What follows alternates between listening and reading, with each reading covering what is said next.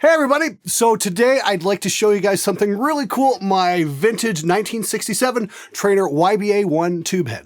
It's hand-wired, point-to-point, and made in Canada, and still has the original General Electric tubes in it. Can't get those anymore. Now, I've had this thing kicking around for years and haven't really done too much with it in the stock condition, because it's kind of impractical. And after putting it off for way too long, I've finally had it modified. What's the result? Let's check it out.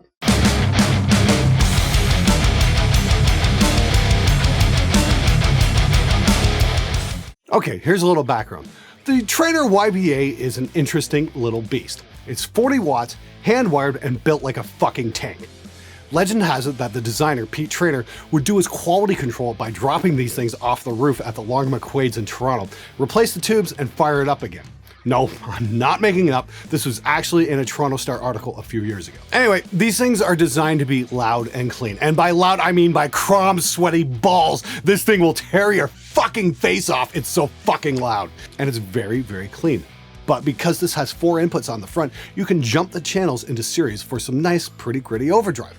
But once again, you have to crank the volume up well past the point of sanity to really get it to saturate.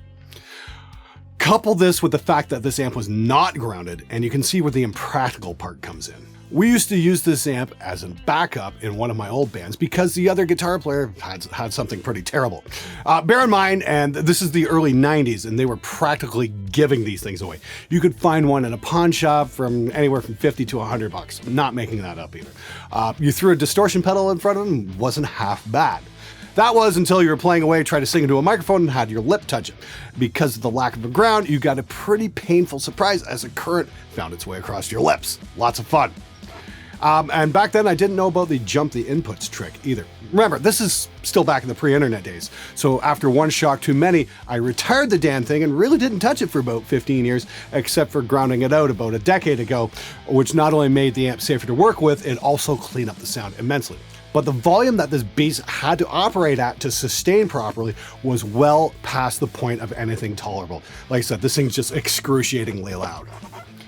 As it turns out, there's a lot of guys who are big fans of the amp, and there is quite a dedicated modding community online. So I finally broke down and asked my tech, Jay Swatman from LaSalle Music, if he could perform a master volume mod on the amp. And as it turns out, you can have the mod installed for about 85 bucks US, parts included. I just got it back the other day, and it is a completely different amp. First off, it will break up a lot easier with a master volume mod. Well, yeah, that's kind of the point. It'll still do clean.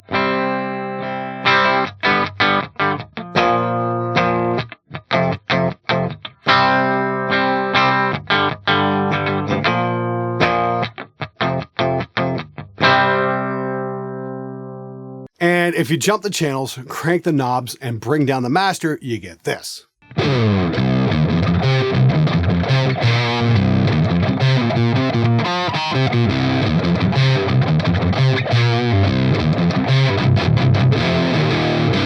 Kind of makes me want to play some AC/DC or Nugent riffs.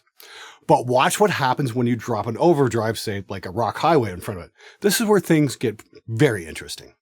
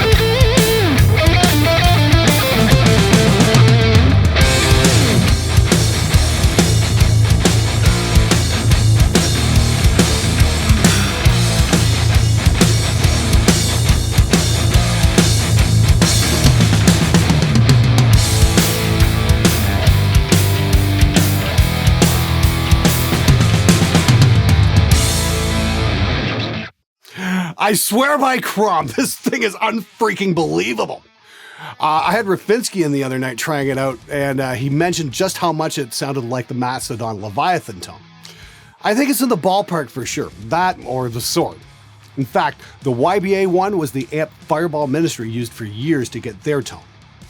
You know, if you're into the whole stoner doom genre, this is the amp you're looking for. There are numerous other mods you can make to the tone stack to get it sound more like a plexi, but truthfully, I'm kind of in love with the tone the way it is. It's uniquely Canadian. Unfortunately, the cat is pretty much out of the bag regarding these amps. Great tone, fairly available, and old school build quality. You won't find them for $100 anymore though. I've seen prices on eBay for about $700. You're better off scouring pawn shops and garage sales, as you'll probably find a better deal that way. But considering a Marshall Plexi will run you anything from $2 to $4 grand on the used market, the Traynor is a fucking steal.